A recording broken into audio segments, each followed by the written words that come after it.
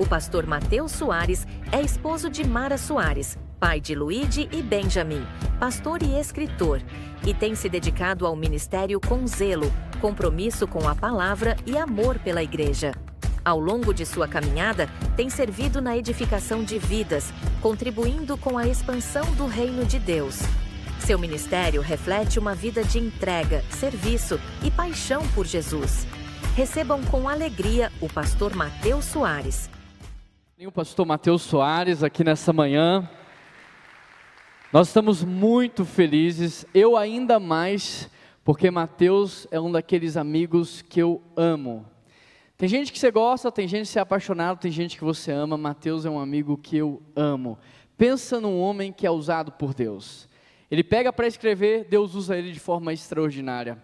Ele pega para pregar, Deus usa ele de maneira extraordinária. E hoje o Mateus tem pregado no mundo inteiro, essa semana vai estar lá na Europa pregando, tem pregado no mundo inteiro, é um grande conferencista. Então eu me sinto muito honrado nessa manhã de poder receber alguém dessa envergadura espiritual, um homem tão cheio da presença de Deus e que é humilde igual Jesus. Você olha para ele e você fala assim, cara, vejo Jesus na sua vida. Mateus, a minha oração é que você se sinta em casa, que você se sinta bem à vontade, que Deus te use muito aqui nessa manhã. Estenda as suas mãos em direção ao Mateus. Pai, nós queremos te agradecer. Queremos te agradecer porque o Senhor escolheu o Mateus, o Senhor capacitou o Mateus, e o Senhor tem dado o seu caráter para ele, Pai. Obrigado pela humildade do seu coração. Obrigado, Deus, porque a vida dele aponta para ti. Obrigado, Deus, porque a gente consegue ver Jesus na vida dele, meu Pai. Obrigado, Deus, pelo tanto que o Senhor usa o Mateus através das obras que ele escreveu, o tanto que ele tem nos abençoado, Pai, a partir dos livros. Muito obrigado, Deus, pelo tanto que o Senhor tem usado ele na ministração da sua palavra, e nós pedimos ao Senhor que nesta manhã ele seja tremendamente usado por Ti. Fala ao nosso coração aquilo que nós precisamos ouvir, em nome de Jesus, amém.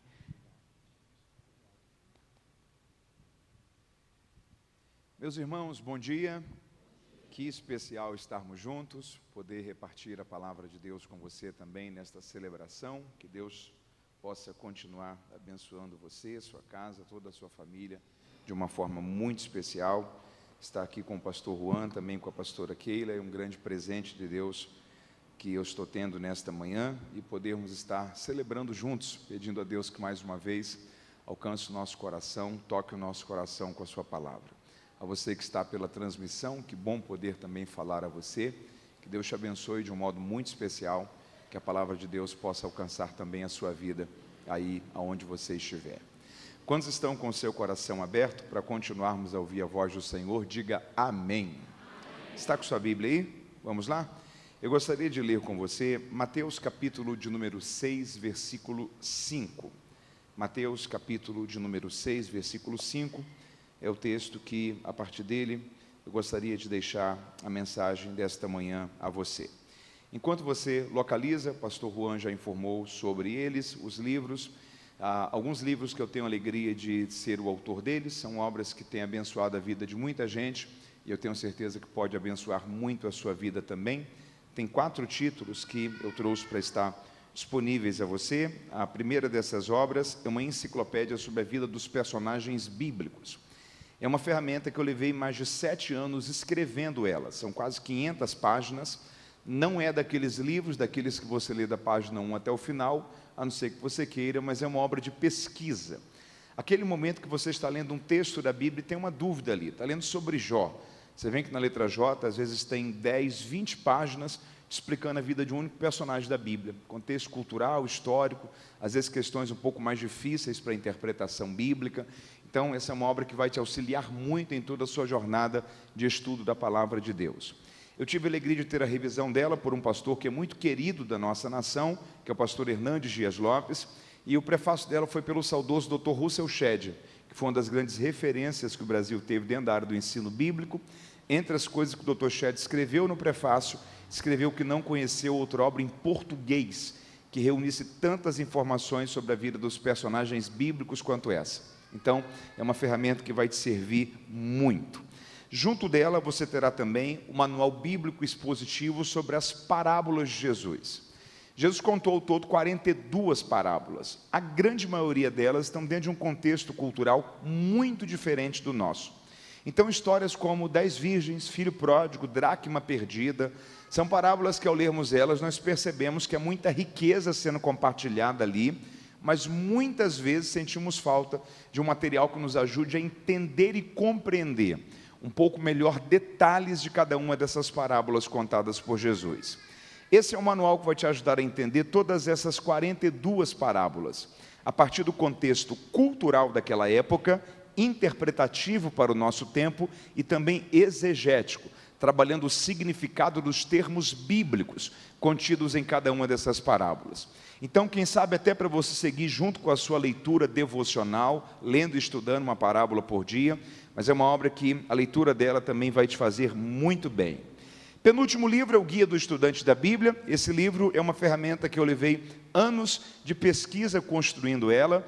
É uma obra que está em uma dinâmica de perguntas e respostas e trabalha sobre aquelas questões mais difíceis para a interpretação bíblica. Todos nós temos aquelas perguntas que a gente olha e fala assim, mas como que a gente entende isso daqui nesse texto? Muitas questões envolvendo, por exemplo, escatologia bíblica, cronologia bíblica. As pessoas viviam mesmo quase 1000 anos no livro do Gênesis, ou a contagem de anos lá era diferente da contagem de anos do nosso tempo. Questões como, por exemplo, o dilúvio. Muita gente ainda se pergunta, o dilúvio ele foi local ou ele foi universal? A Bíblia diz que as águas do dilúvio encobriram toda a terra. Noé vivia no atual território do Oriente Médio. E você sabe muito bem que tem espécies que elas vivem apenas em uma região. Tem animais que vivem apenas na floresta amazônica, no Polo Norte, no Japão, que é uma ilha. Se o dilúvio for universal, como que o Noé preservou todas essas espécies que viviam apenas em outros continentes? Como que a gente entende, por exemplo, questões como o Evangelho diz que Jesus curou um cego em Jericó, no outro fala que foram 2. Em um Evangelho diz que Jesus libertou um endemoniado em Gadara, no outro fala que foram 2. Então são centenas de passagens da Bíblia que às vezes nós nos perguntamos como que a gente entende esse texto aqui, se esse outro texto fala isso daqui. Então é uma obra que vai te ajudar sobre como compreendermos passagens um pouco mais desafiadoras para a compreensão como essa.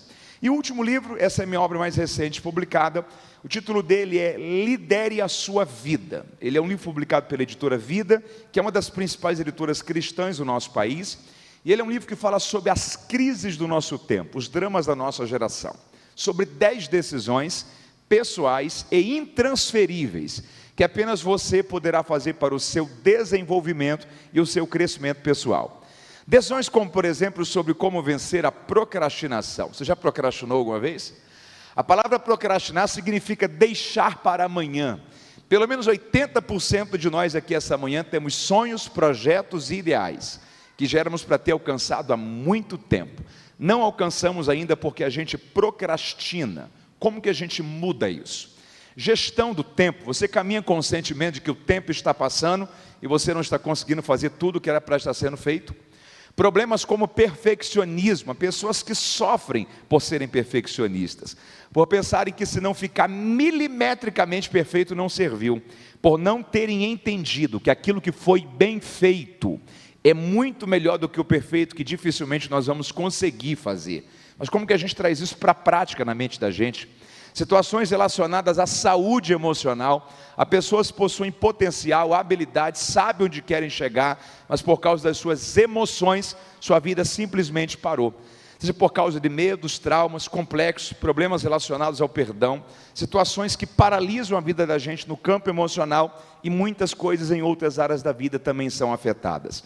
Então, esse livro aqui é um autoexame, são 10 capítulos para você passar por eles repensando como está a sua vida, as áreas que você precisa melhorar. É um livro que vai te servir muito para a sua gestão da sua vida pessoal. É um livro que, se você não estiver lendo nenhum outro livro agora, é uma boa leitura para você começá-la já a partir de hoje mesmo. Lidere a sua vida. Ninguém vai poder fazer isso no seu lugar e o seu futuro espera que você faça isso muito bem feito. É uma obra que vai te servir demais. Todos eles vão estar à sua disposição. Na saída você pode adquirir só 1, 2, 3 ou os 4. O valor deles, 1 é 50, 2 são 80. Levando os 4 é como se você tivesse ganhado 1. Os 4 ficam 150. Você pode adquiri-los por crédito, débito ou Pix. Passe lá, vai te servir, abençoar muito a você e a toda a sua família. Você me ouviu e entendeu? Diga amém. Mateus capítulo de número 6, versículo 5, palavra do Senhor Jesus ao nosso coração nos diz assim: quando vocês orarem, não sejam como os hipócritas. Eles gostam de ficar orando em pé nas sinagogas, nas esquinas, a fim de serem vistos pelos outros. Eu lhes asseguro que eles já receberam sua plena recompensa. Mas você, quando orar, vá para o seu quarto, feche a porta, ore ao seu pai que está em secreto, porque o seu pai que vê em secreto o recompensará. E quando orarem, não fiquem sempre repetindo a mesma coisa, como fazem os pagãos. Eles pensam que por muito falarem serão ouvidos. Não sejam iguais a eles, porque o seu pai sabe do que você precisa, mesmo antes de você pedir. Vocês orem assim: Pai nosso que estais nos céus, santificado seja o teu nome, venha o teu reino, seja feita a tua vontade, assim na terra como no céu. Dá-nos hoje o nosso pão de cada dia, perdoa-nos as nossas dívidas, assim como nós perdoamos aos nossos devedores. Não nos deixe cair em tentação, mas livra-nos do mal, porque teu é o reino, o poder e a glória para sempre. Amém. Versículo 25.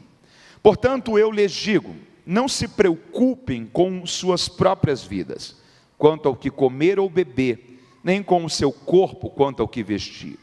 Não é a vida mais importante do que a comida, e o corpo mais importante do que a roupa? Observe as aves do céu, não semeiam nem colhem, nem armazenam em celeiros. Contudo, o Pai Celestial as alimenta. Não têm vocês muito mais valor do que elas? Quem de vocês, por mais que se preocupe, pode acrescentar uma hora que seja a sua vida?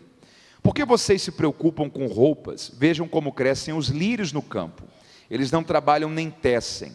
Contudo, eu lhes digo que nem mesmo Salomão, em todo o seu esplendor, vestiu-se como qualquer um deles.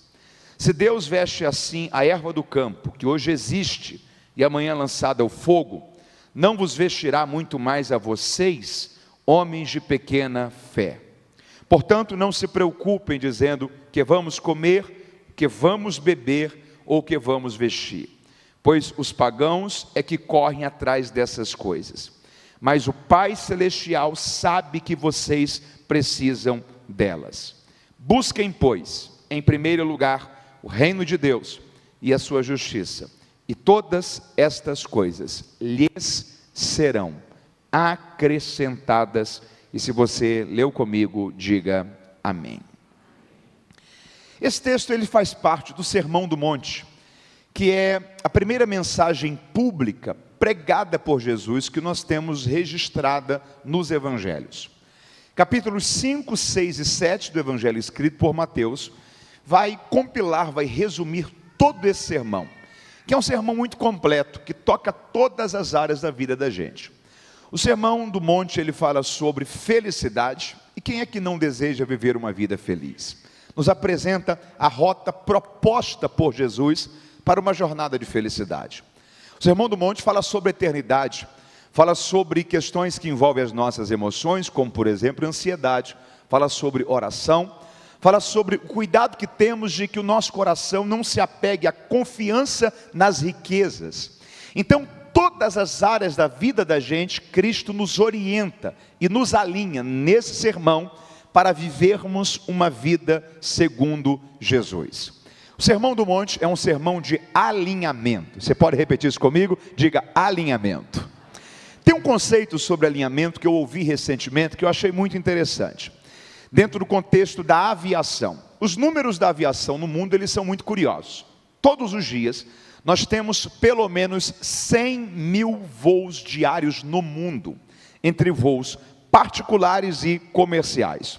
No Brasil são aproximadamente 2 mil voos por dia.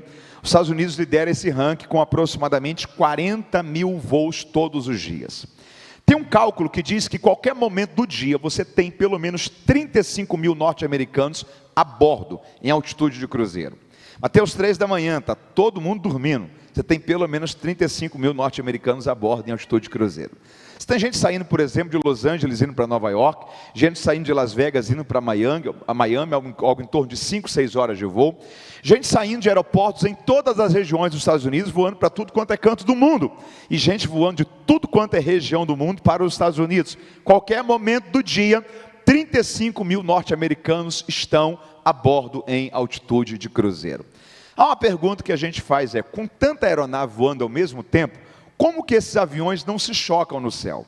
Porque você não tem pista, você não tem sinaleiro, você não tem viaduto. Você tem um indivíduo aqui embaixo que é o controlador de voo, e você tem um mapa de voo que esse piloto tem que respeitá-lo rigorosamente para que todos os dias a aviação no mundo aconteça de forma harmônica. Para que isso aconteça sem nenhum transtorno, tem 3 alinhamentos que não podem falhar. 3. Primeiro deles é o alinhamento da aceleração, ok?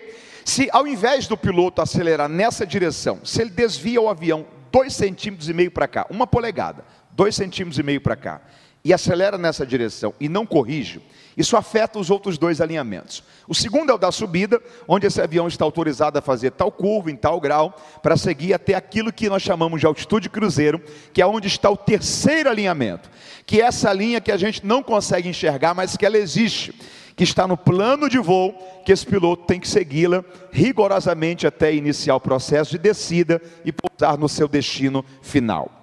E tem um cálculo que é o seguinte: se ele desvia 2,5 centímetros e não corrige, 2,5 centímetros e não corrige na aceleração, quando ele chega em altitude de cruzeiro, isso dá uma diferença de mais de 3.000 metros, mais de 3 quilômetros.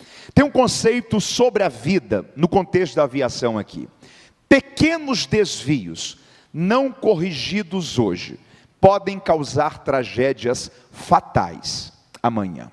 Seja em que área for da sua vida, na sua vigilância pessoal, no seu cuidado com as suas emoções, com a sua saúde, com a sua vida financeira, com o seu casamento, com a comunicação com seus filhos, com a forma como você tem lidado com o passado, com o futuro, com medo, com ansiedade, com crises, com sonhos. Talvez você pare e fale assim: mas Mateus, ninguém tem uma vida 100% perfeita. Eu concordo com você. O problema é quando a gente vai desviando, mas isso não nos incomoda mais. Quando a gente vai desviando e a gente não luta mais para melhorar. Um pequeno desvio hoje, aumenta amanhã, aumenta mais depois da manhã, em uma década, pode ser uma distância de eternidade. Deus quer que a gente tenha o cuidado de não deixar que a vida da gente desvie daquilo que é a rota de Deus para a trajetória da gente. Se alguém que me ouve essa manhã, e talvez você sabe que em alguma área da sua vida o seu coração tem desalinhado, deixa eu dizer uma coisa para você: pare de tratar como normal na sua vida aquilo que você sabe que não está normal. Peça ao Senhor e permita que o Senhor traga a sua vida de volta, com o alinhamento central do propósito dele para você, porque Deus quer que você termine bem, para que o nome do Senhor seja glorificado sobre todas as áreas da história da sua vida. Então, o Sermão do Monte é um sermão de alinhamento. Constantemente a gente tem que passar por esses 3 capítulos escritos de Mateus 5, 6 e 7 e dizer: Senhor, sonda o meu coração e vê se há em mim algum caminho mau, porque eu não quero brincar com a rota do Senhor para a minha história de vida. Eu quero terminar bem. E no capítulo 6, Jesus vai concentrar o seu raciocínio falando sobre oração. E é nesse capítulo que ele deixa para a gente o conhecido modelo de oração do Pai Nosso. Só que, curiosamente, antes de Jesus ensinar para a gente o que fazer ou como orar, ele ensina para a gente 2 coisas sobre não serem feitas. 2 coisas. Primeira delas, versículo 5. Quando vocês forem orar, não sejam como os hipócritas, porque eles gostam de que as pessoas vejam eles orando. O que eles querem não é orar, mas é parecer que oram. O que eles querem não é ter uma vida de comunhão com Deus, mas é que as pessoas pensem que eles são assim com Deus. E por causa disso, eles fazem questão de tudo que eles fizerem possa ser visto pelas outras pessoas. O termo que Jesus usa para chamá-los é hipócrita. Você pode repetir isso comigo? Diga hipócritas. O termo hipócrita vem de um termo grego chamado hipócrisis, Quem era o Hipócrates? O Hipócrates era o ator da Grécia Antiga. Se você fosse a um espetáculo de dramaturgia, há 2000 anos atrás em Atenas, você iria encontrar ali o Hipócrates, que era o principal ator da dramaturgia da cena. E ele ia colocando máscaras no seu rosto, mediante a emoção daquele momento da cena. Se a cena naquele momento fosse tensão, ele colocava uma máscara de alguém apreensivo. Se fosse alegria, ele colocava uma máscara de alguém sorrindo, independente se aquele era mesmo um sentimento que ele estava sentindo ou não. Porque hipocrisia é quando eu tento fazer as pessoas pensarem que eu sou aquilo que na verdade eu não sou. Primeira coisa que Jesus está orientando aqui a gente sobre o que não fazermos: não viva uma vida de mentira, não viva uma vida de aparências, viva uma vida na verdade. E se você viver uma vida na verdade, Deus vai te abençoar em todas as áreas da sua vida. Segunda coisa que Jesus orienta a gente sobre o que não fazermos, verso 7: quando vocês orarem, também não orem sempre repetindo as mesmas coisas, como fazem os pagãos ou gentios, que eles pensam que por muito falarem serão ouvidos. A sensação que a gente tem nesse versículo, é o que Jesus está dizendo para a gente, é o seguinte, quando você vai orar, Deus já sabe do que você precisa, mesmo antes de você pedir. Então, se Deus já sabe do que eu preciso antes de eu pedir, por que é então que eu tenho que orar? Concorda comigo? A segunda coisa que Jesus está orientando a gente aqui sobre o que não fazermos, é não transformarmos a oração em um lugar que nós vamos apenas quando precisamos pedir. Se nós não tivermos cuidado, nós transformamos a oração em algo que fazemos apenas quando a dor bate a nossa porta, e não em uma prática constante de relacionamento com Deus. Deixa eu apresentar a você um pensamento para aplicá-lo nesse texto. Quem aqui tem pelo menos um amigo? Faz assim com a sua mão, quem tem pelo menos um amigo. Imagina que num domingo como esse, ele liga para você e fala assim: será que você pode me socorrer? Eu preciso de 5 mil reais emprestado. Em uma semana eu te devolvo. Você vai lá e empresta os 5 mil reais para ele, uma semana depois ele te devolve. Mas depois ele fica 1 ano sem falar com você. Quanto tempo? 1 ano. 1 ano depois ele te liga. Fala assim: será que você pode me ajudar? Eu preciso resolver um problema hoje, eu preciso que você me empreste 10 mil reais. Em uma semana eu te devolvo. Você empresta os 10 mil reais para ele, uma semana depois ele te devolve. Depois ele fica de novo mais 1 ano sem falar com você. Quanto tempo? 1 ano. Quando ele te ligar de novo, que você vê o número dele aparecendo aqui no seu celular, o que você vai pensar? Esse camarada aí vai me pedir alguma coisa. Está na hora da gente repensar o que é que Deus sente quando alguns crentes se ajoelham. Está na hora da gente repensar o que é que faz algumas pessoas se lembrarem de orar. Está na hora da gente repensar o que é que leva algumas pessoas à oração. Porque se nós não tivermos cuidado, nós transformamos a oração em um lugar que nós vamos apenas quando precisamos pedir. O que Jesus está dizendo é: a oração não é um caixa eletrônico, que você vai apenas quando precisa sacar. A oração é uma mesa, que você se assenta para ter comunhão, para construir vínculo, para desenvolver intimidade. E quando você precisar abrir o seu coração e compartilhar com Deus as suas necessidades, você tem nele um Pai, que você vai ter construído toda uma jornada, e você poderá abrir o seu coração, e você terá nele alívio para as suas dores, para as suas crises, para os seus momentos desafiadores, porque Deus suprirá todas as suas necessidades. Se você entende isso, diga graças a Deus por isso. Então, 2 coisas aqui para nós não fazermos, ok? Em primeiro lugar, não vivermos uma vida na mentira, mas vivermos uma vida na verdade. E em segundo lugar, não transformarmos a oração em um lugar que nós vamos apenas quando precisamos pedir. É depois disso que Jesus nos deixa o modelo de oração do Pai Nosso. Quem aqui já orou o Pai Nosso pelo menos uma vez? Faz assim? Todos nós. O Pai Nosso é uma oração de 6 pedidos. Quantos pedidos? 6. Primeiro deles: santificado seja o seu nome. Segundo pedido: venha o seu reino. Terceiro pedido: seja feita a sua vontade. São quantos pedidos aqui no Pai Nosso? 6. Já foi metade, sim ou não? Sim. Pedi alguma coisa para mim? Falei das minhas crises? Apresentei as minhas necessidades? Não. Metade da oração do Pai Nosso não é sobre o que eu preciso, não é sobre o que angustia o meu coração.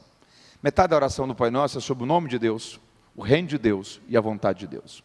Até porque se aquilo que eu preciso Ele já sabe, talvez eu não devo ter assim tanta pressa em pedir. Metade da oração do Pai Nosso não é sobre mim. Aí depois que eu oro, pedindo as prioridades do reino de Deus, Aí sim eu peço para mim. E quando eu peço para mim, eu resumo todas as minhas necessidades em 3 coisas. Diga comigo: pão, perdão e proteção. Primeira coisa que eu peço para mim é o quê? Pão. Você já orou pedindo pão alguma vez? Orar a Deus pedindo pão não é orar a Deus apenas pedindo comida. Orar a Deus pedindo pão é pedir a Deus todas as necessidades básicas, constantes, rotineiras da vida, que hoje sendo supridas, Senhor, muito obrigado. Mas amanhã eu preciso de novo, e depois da manhã, novamente, e no outro dia, mais uma vez. Você chega ao dia 30 do mês, olha para trás e fala assim: Senhor, muito obrigado, venci mais um mês. Todos os compromissos foram honrados, em casa, na empresa, todas as responsabilidades foram quitadas. Dia 1º do outro mês, olha para você e fala assim: bom dia, tudo bem com você? Você começa de novo, dia 1, 2, 3, 5, 10, 15, 20, 25, 30, Senhor, muito obrigado, mais um mês vencido. Novamente o novo mês inicia-se, o dia 1º começa de novo. Mateus, isso vai durar até quando? Isso vai durar para sempre, porque isso é pão. Preciso hoje e amanhã, mais uma vez, e depois, mais uma vez. Primeira coisa que a gente pede para Deus é o quê? Pão. Segunda coisa que a gente pede para Deus é o quê? Perdão. Senhor, me perdoe, porque eu falei o que não era para ter falado, pensei o que não era para ter pensado, julguei o que não era para ter julgado, fiz o que não era para ter feito. Se há uma coisa que nós sempre estamos orando, pedindo a Deus, é perdão. E se há uma terceira coisa que nós sempre pedimos a Deus quando oramos, é proteção. Senhor, abençoe, protege a semana, guarda os filhos, livra de todo mal, abençoe a ida, abençoe a volta. A gente sempre está orando a Deus pedindo proteção. Quando Jesus fala sobre proteção, Ele coloca aqui uma expressão tão curiosa: não nos deixe cair em tentação. Não seria mais fácil se o verbo aqui fosse passar? Mas não é sobre passar, é sobre cair, porque a questão não é se passaremos ou não, porque até Cristo em tudo foi tentado. A questão é, quando passarmos, que haja proteção do Senhor sobre nós, e o Senhor não nos deixe cair em tentação. Guarde uma coisa com você: o coração é uma casa sem porta. Você não consegue controlar o que passa por ele, você consegue controlar o que permanece nele, o que passa não. Em um dia normal da vida, você pode receber uma notícia que vai tentar trazer uma raiz de amargura ao seu coração, ou então qualquer situação que pode ativar em você um gatilho de ira e de revolta, e se você não tiver coragem, você deseja ter a vingança para alguém. Em um dia aparentemente comum da vida, você pode ser tentado em alguma área da sua vida, e se você não tiver coragem, não tiver cuidado, você dá espaço para aquilo, e aquilo te leva à prática do pecado. 10 minutos antes estava tudo bem, 30 minutos antes você não conseguia prever que 30 minutos depois o seu coração estaria enfrentando aquela guerra. Você conseguiu impedir que isso passasse pelo seu coração? Não, mas você consegue impedir que isso permaneça lá, porque o coração é uma casa sem porta. Você não consegue impedir o que passa, mas você consegue impedir o que permanece. Todas as vezes que passar pelo seu coração um sentimento que você sabe que não é de Deus para a história da sua vida, rejeite e repreenda isso no nome de Jesus, porque sempre haverá proteção de Deus sobre a nossa vida. Não nos deixe cair em tentação, mas livra-nos do mal, porque teu é o reino, o poder e a glória para sempre. Amém. O cuidado de Deus sempre é algo que nós estamos pedindo, e todas as nossas necessidades sempre são resumidas nessas 3 coisas: pão, perdão e proteção. Eu não sei você, mas eu cresci aprendendo que a oração do Pai Nosso era uma oração para mim ouvir, memorizar e repetir. Você também? Não é curioso que no texto de Jesus nos deixa uma oração que na nossa lógica é para a gente memorizar e repetir? Jesus, alguns versículos antes, diz: quando vocês forem orar, não orem repetindo as mesmas coisas. Mateus, então, não é para mim repetir mais o Pai Nosso? Claro que é, ore e repita quantas vezes for preciso. Mas o que Jesus está dizendo é: cuidado para você não fazer isso de forma vã. Quando é que eu oro o Pai Nosso de forma vã? Quando eu oro com a boca, mas não com o coração. Quando eu oro porque memorizei, mas não reflito sobre o que estou orando. Quando eu oro porque aprendi, mas não alinho a minha vida com aquilo que está sendo orado. Porque a oração do Pai Nosso é uma oração de alinhamento. Há 3 convicções. Quantas convicções? 3. Primeira delas, guarde isso com você: em Deus nós temos um Pai. Em Deus nós temos um Pai. Há uma boa notícia de Deus sobre você essa manhã: Ele é o seu Deus, mas também Ele é o seu Por 382 vezes nos evangelhos, Jesus se referiu ao Pai. Apenas 2 vezes ele chamou o Pai de Deus, 380 vezes ele chamou o Pai de Pai. Talvez você fale assim, Mateus, não é porque ele era o único filho? Não. Porque um dia os discípulos disseram, Senhor, ensina-nos a orar. E o Senhor disse, todas as vezes que vocês forem orar, chamem ele de Pai Nosso. Sabe o que Jesus estava dizendo? Veja ele como Deus, respeite ele como Deus, mas se relacione com ele como Pai. Curiosamente, as únicas 2 vezes que Jesus chamou o Pai de Deus foi na cruz, quando ele disse, Eli, Eli, lama sabachthani, Deus meu, por que me desamparastes? Só que aquela não foi a última fala de Jesus com o Pai na cruz. A última fala de Jesus na cruz foi, Pai, em tuas mãos eu entrego o meu espírito. Até quando Jesus chamou o Pai de Deus, ele encerrou chamando este Deus de Pai. Sabe por quê? Porque há um Pai que existe em Deus. Encontre o Pai que há em Deus, acesse o Pai que há em Deus. Ele é o seu Deus, mas também ele é o seu Pai. Quantos podem celebrá-lo pela sua paternidade nesta manhã? Ele é o nosso Pai. Segundo lugar, é desejo dele que vivamos uma vida que reproduz o modelo de Deus. É desejo dele que vivamos uma vida que reproduz o modelo de Deus. A Bíblia diz no livro dos Atos que em Antioquia os discípulos foram pela primeira vez chamados o quê? Cristãos. Você consegue imaginar essa cena? Imagine a cidade de Antioquia olhando para a igreja. Não tinha nome de igreja, não tinha placa de igreja, ninguém sabia o que era igreja, ninguém sabia o que era Jesus. E a sociedade está perguntando, quem são essas pessoas? Eles estão reunidos em torno do quê? Há uma causa filosófica, política, étnica? Não. Lá tem judeu, lá tem gentil, lá tem grego, lá tem gente de tudo quanto é nacionalidade. Mas não tem uma única causa que envolve eles, tem. Quem? A vida de um homem chamado Jesus, o Cristo. Então quer dizer que a vida que eles vivem, a forma como eles se comportam, como eles constroem famílias, como eles criam filhos, como eles tratam uns aos outros, tem a ver com o modelo de vida que esse homem chamado Jesus deixou. É isso mesmo. Se a vida que eles vivem lembra a vida que Jesus viveu, então só tem um nome para a gente dar para esse povo. Nós vamos chamá-los de cristãos, porque eles vivem como Cristo viveu. Sabe qual é a pergunta que a gente tem que fazer? Se não houvesse ainda o termo cristãos, se a sociedade do século 21 olhasse para mim e para você, nós ainda seríamos chamados de cristãos? Ou será que nós não lembramos mais o modelo de vida que Cristo viveu? Quantos aqui são filhos de Deus? Fazem assim com a sua mão. Deixa eu te fazer uma pergunta. Você é um filho que lembra o seu pai? As pessoas sabem que você é um cristão? Você comunica e compartilha a sua fé com outras pessoas? O seu sal salga alguém, tarda o apodrecimento na vida de alguém. Porque pessoas precisam compartilhar a sua fé onde elas estão. Pessoas ganham pessoas para Cristo convivendo com elas. Quer ver uma coisa? Deixa eu te fazer 3 perguntas. Primeira, tem alguém aqui que aqui hoje é crente porque entregou sua vida a Jesus numa pregação do Billy Graham? Mateus, eu aceitei Jesus ouvindo uma pregação do Billy Graham. Temos alguém? Não.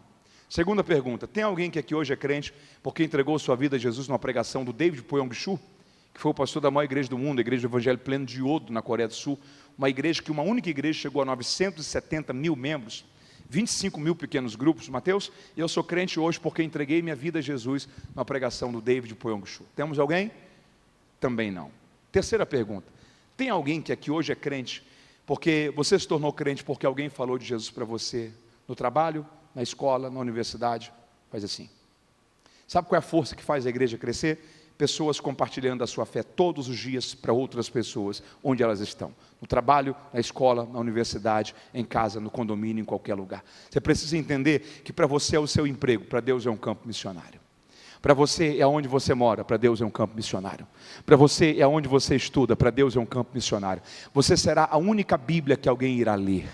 Há pessoas que nunca terão uma Bíblia em casa, nunca. Tudo aquilo que elas vão saber sobre Cristo, sobre o Evangelho, sobre a fé cristã, é o que elas estão vendo na convivência com você. Tudo que elas vão saber sobre o amor de Deus, sobre o poder transformador do Evangelho, é o que elas estão absorvendo através da convivência com você. Seja uma boa Bíblia para alguém ir e ler, para que através da sua vida, alguém tenha desejo de conhecer a Cristo, de ter a sua vida transformada por Cristo, que sejamos cristãos que manifestam Cristo por onde nós estamos passando. Você pode celebrar a Deus por isso? É desejo de Deus que sejamos filhos que manifestam a identidade de Deus onde nós estamos. Paulo escreveu aos Romanos capítulo 12, não vos conformeis com esse mundo, mas transformai-vos pela renovação da vossa mente. Tem dois verbos aqui, diga comigo, transformar e conformar. Ambos os verbos vêm de um mesmo verbo, o verbo formar, ok? Guarde isso com você. Todas as áreas que você se conforma, você não transforma.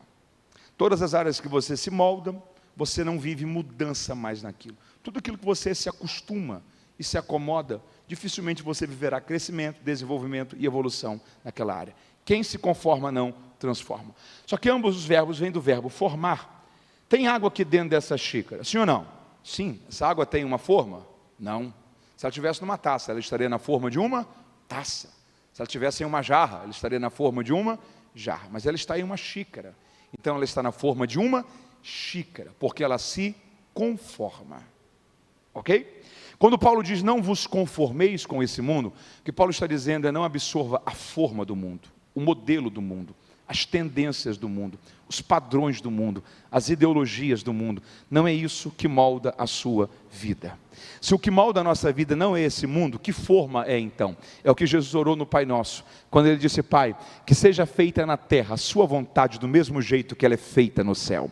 Sabe o que Jesus estava dizendo? Pai, use a forma do céu para transformar a terra, use a cultura do céu para influenciar a terra, use o reino de Deus para mudar a forma como nós vivemos nessa terra, porque é desejo de Deus que vivamos uma vida que reproduz o modelo de vida dele. Em primeiro lugar, em Deus nós temos um Pai. Segundo lugar, Deus espera que vivamos uma vida que reproduz o modelo dele. Terceiro e último lugar, o Pai Nosso é um convite a nós realinharmos as nossas prioridades. Lembra os 6 pedidos do Pai Nosso? Primeiro, santificado seja o seu nome. Segundo, venha o seu reino. Você já orou a Deus pedindo o reino dele sobre a sua vida? Já. Eu gosto muito de uma expressão do Philip Keller, porque quando Jesus apresenta o reino de Deus, Jesus coloca uma condicional: arrependei-vos, porque é chegado o reino dos céus. A palavra arrependimento, você sabe muito bem que ali é metanoia, mudança de mente. Então o que Jesus está dizendo é: mude a sua mentalidade, mude a sua forma de pensar, para você viver o reino de Deus. Nós não sabemos o que é viver em um reino, ok? A gente vive em uma república. Quem vive nos Estados Unidos vive em uma república. Quem vive na Inglaterra sabe o que é viver em um reino. Nossa mente é configurada para viver em uma república. Nós não sabemos como é viver em um reino. A engrenagem central da república é uma coisa chamada democracia. E a lógica da democracia é: se você gosta de um candidato, você elege ele. Se você gostou muito, você reelege. Se você não gostou tanto, você dá uma oportunidade para um outro gestor. Porque na democracia, a história é construída pela vontade humana. Jesus está dizendo: mude a sua forma de pensar. Arrependei-vos, se você quer viver o governo, o reino de Deus sobre a sua vida. Porque Deus não governa por meio de uma república. Deus governa por meio de uma monarquia. Deus é um rei, ele governa por meio de um reino. Mateus, o que muda no reino de Deus? No reino de Deus, não sou eu que escolho, não sou eu que decido, não sou eu que estabeleço, não é a minha vontade. É o reino e a vontade de Deus que governa sobre as nossas vidas. Se o reino é dele, aí a vontade não pode ser minha. Por isso o terceiro lugar é o quê? Que seja feita a sua vontade. E depois eu peço para mim pão, perdão e proteção. Mas as primeiras coisas a serem pedidas foram para mim? Não. Foram para o quê? Para o reino. Por quê? Porque em último lugar, o Pai Nosso nos convida a nós realinharmos a nossa vida com as prioridades. Você pode repetir isso comigo? Diga: prioridades do reino de Deus. Sabe o que luta no nosso coração para a gente não viver as prioridades do reino de Deus? Uma coisa chamada ansiedade. Qual o nome? Você é uma pessoa ansiosa? Sabe o que deixa a gente ansioso? Paulo escreve sobre isso: coisas. Aquele texto de Filipenses é tão simples, mas é tão completo. Não andeis ansiosos por coisas. O que deixa a gente ansioso? Coisas. Quais coisas, Mateus? Comer, beber, vestir. Você já viu gente irritada porque passou da hora de comer? Já. Você já viu gente descontrolada emocionalmente porque não bebeu café? Ou gente que ficou ansiosa porque não comprou a roupa que queria, a bolsa que queria, o relógio que queria, o carro que queria. Sabe o que deixa a gente ansioso? Coisas. Sabe o que Jesus está dizendo?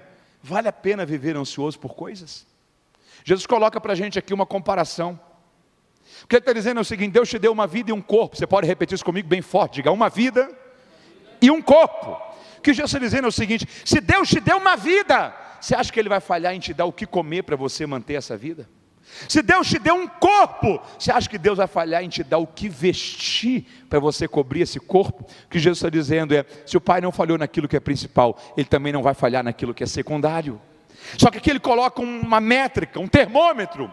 Você pode soltar suas duas mãos aí? Pode? Me ajude aí, diga comigo: ansiedade e fé. Por que Jesus disse? Por que vocês estão ansiosos, homens de pequena fé?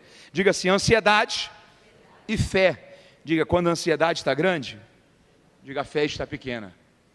Diga: quando a fé está grande, a ansiedade fica pequena. Diga: o meu coração será dominado ou por ansiedade ou por fé. O que está controlando o seu coração? A palavra fé no grego vem de um termo chamado pisti. Pisti dá origem a duas palavras: crer e confiar. Crer e confiar. Porque biblicamente, se eu creio, eu confio. Mas se eu não confio, é porque eu não creio. Não tem como confiar e estar ansioso. Jesus conclui, sintetiza, resume esse conceito no versículo 33. E aqui eu fecho a mensagem dessa manhã. Buscai, em primeiro lugar, o reino de Deus e a sua justiça, porque todas as demais coisas... Você pode repetir comigo esse versículo bem forte? Diga: buscai em primeiro lugar. Diga: prioridades. Diga: buscai em primeiro lugar. Diga: o reino de Deus e a sua justiça. Diga: porque todas as demais coisas. Que coisas? Pão, perdão e proteção. Que coisas? O que comer, o que beber, o que vestir. Buscai em primeiro lugar o reino de Deus e a sua justiça, porque todas as demais coisas te serão o quê? Acrescentadas. Você concorda comigo que a palavra acréscimo é uma palavra que a gente sabe o que significa, mas usa pouco? Talvez nos últimos 30 dias você não usou em momento nenhum a palavra acréscimo, mas a gente sabe o que significa. Sabe onde que a gente usa muito a palavra acréscimo? Aqui no Brasil? Jogo de futebol. Futebol é um jogo de 90 minutos. Quantos minutos? Dividido em 2 tempos de 45 minutos. Final de cada tempo o juiz dá uma coisa chamada o quê? Acréscimo. O acréscimo é quantos minutos? 2, às vezes 1, no máximo 5. Dificilmente passa de 5. O jogo mesmo é quantos minutos? 90. E o acréscimo é quanto tempo? 5. O que é maior, o jogo ou o acréscimo? O acréscimo, o jogo. E o que é menor? O acréscimo. Porque o acréscimo é a medida que vai além daquilo que já seria suficiente. Entendeu o conceito do que é acréscimo? Ok? Traga isso aqui para esse texto. Busque em primeiro lugar o reino de Deus e a sua justiça. Mas Senhor, e comer, beber e vestir, isso é só o acréscimo. E ajuntar, enriquecer, se preocupar, isso é só o acréscimo. Qual que é a causa da vida? É Deus e o seu reino.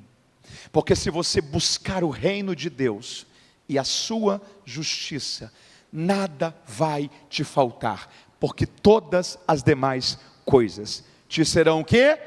Acrescentadas. Eu estou encerrando a palavra dessa manhã para orarmos juntos, dizendo a você que Deus está nos convidando a confiar nele, porque em Deus nós temos um Pai que cuida. Sabe qual é o problema da gente? É quando a gente desalinha a vida.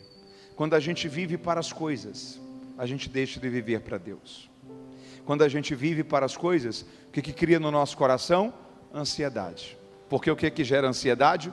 Coisas. Mas quando a gente prioriza Deus, as coisas nos acompanham. Todas as coisas te serão acrescentadas. Estou encerrando essa palavra dizendo que é um tempo extraordinário de Deus para você, que é um tempo de paz do Senhor sobre o seu coração, que os anos mais felizes da vida estão por chegar, que a ansiedade não vai roubar a tua paz, que nada vai roubar a tua alegria, porque em Deus você tem um Pai que cuida de você, que te perdoa, que te ajuda, que guarda a sua casa, que guarda o seu futuro, e é um convite dele: busque em primeiro lugar o reino de Deus e nada vai te faltar, todas as demais coisas nos serão acrescentadas. Você celebra Deus por esta palavra esta manhã? Esteja em pé comigo, se você pode, em nome de Jesus. Deus nos convida a viver uma vida alinhada com o seu reino. Você pode repetir isso comigo? Diga: uma vida alinhada com o reino de Deus. Porque o problema é só um: pequenos desvios não corrigidos hoje causam tragédias fatais amanhã. Nós vamos orar nesse instante, mas eu gostaria de convidar você a realinhar o seu coração com Deus, com o seu reino. Confie, vença a ansiedade. Jesus disse: quem de vós, por causa da sua ansiedade, esforço e cuidados, vai conseguir acrescentar 1 hora? Quanto tempo? 1 hora a sua vida. Algumas versões dizem um côvado é 45 centímetros. O que Jesus está dizendo é: sua preocupação vai te fazer crescer 45 centímetros? Sua preocupação vai conseguir te dar 1 hora a mais de tempo? Não. Sabe o que Jesus está dizendo? Não vale a pena viver ansioso. Não vale a pena viver preocupado. A palavra preocupação vem de 2 palavras. Pré é antecipar e ocupação. Porque quem se preocupa, se ocupa 2 vezes. Quem se preocupa, sofre 2 vezes. Quem se preocupa, se angustia 2 vezes. Jesus está dizendo: você não precisa viver ansioso. Seu Pai está cuidando de você. Coloque sua mão no seu coração. Vamos orar. Senhor, nós estamos diante da Tua palavra. E nós pedimos ao Senhor: toque o nosso coração com esta palavra. Tanto quem ouviu no culto presencial, como quem vai ouvir pela transmissão. Que o Senhor alcance essas vidas com paz, com tranquilidade, com confiança. Ajuda-nos a vivermos uma vida alinhada com o Senhor e com o seu reino. Você diz amém por isso? Deixa eu fazer uma última pergunta. Há alguém que me ouviu esta manhã, mas que está distante da comunhão com Deus, com a igreja local? Talvez um dia você já foi um cristão, mas acabou se distanciando. Ou talvez você nunca fez uma decisão por ser um cristão. Sempre gostou da igreja, das palavras, do louvor, sempre recebeu tanta paz, mas talvez você nunca fez a decisão de entregar a sua vida a Jesus. Melhor do que ir a uma boa casa é morar nela. Se você está distante dos caminhos do Senhor, essa manhã é uma manhã para você realinhar o seu coração com Deus, para viver uma história nova em Deus a partir desse culto. Há alguém esta manhã que me ouve, que está distante dos caminhos do Senhor, mas se quer hoje fazer uma aliança, uma renovação de aliança com Jesus? Se há, eu gostaria de orar com você agora. Temos uma vida para Cristo nesta manhã, um pai, uma mãe, um jovem, alguém que encontrou esperança em Cristo, alguém que descobriu que dá para recomeçar, alguém que sentiu enquanto eu pregava uma paz, uma alegria, uma presença de Deus como há muito tempo você não sentia. Se há, eu gostaria de orar agora com você. Se não há no auditório presencial, mas há pela transmissão, eu faço essa oração com você agora em nome de Jesus. Feche seus olhos onde você está, se você puder, mas concentre a sua atenção com o Senhor e diga: Senhor Jesus, eu me arrependo de todos os meus pecados, te peço perdão por todos eles, te recebo como meu Senhor, te recebo como meu Salvador, renovo contigo a minha aliança, em nome de Jesus, amém e amém. Que Deus te abençoe, que Deus abençoe todos vocês, em nome de Jesus.